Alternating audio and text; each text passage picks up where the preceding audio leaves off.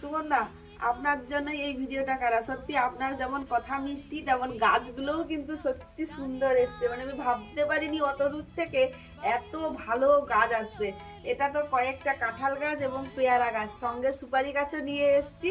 চলুন দেখাবো আপনাদের সবাইকে। আর স্পেশালি সুগন্ধা, সত্যি সুন্দর গাছগুলো দেখে আমার মানে প্রাণ জুড়িয়ে গেছে। বিশেষ করে এই যে ফল গাছটা আপনি যেমন বলেছিলেন ছোট্ট গাছে ফল, ঠিক সেই রকমই দেখুন ছোট্ট গাছে ফল। আর সবার জন্য বলছি সুগন্ধার গাছ সত্যি সুন্দর, মানে এত সুন্দর গাছ পাবো আমি ভাবতে পারিনি।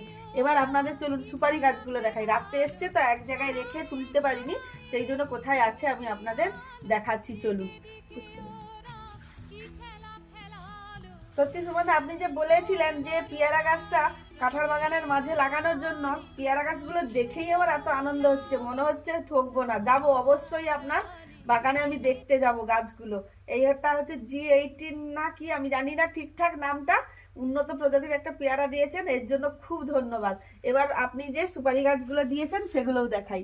এগুলো কিন্তু অসমীয় সুপারি, আর এত ভালো এবং মজবুতি গাছ পাবো অত দূর থেকে আসবে আমি ভাবতে পারিনি। আমি আগেও যে থাইল্যান্ড সুপারি লাগিয়েছিলাম সেটা কিন্তু এত মজবুতি পাইনি। সত্যি আমি গাছগুলো পেয়ে আমি খুব খুব আনন্দিত।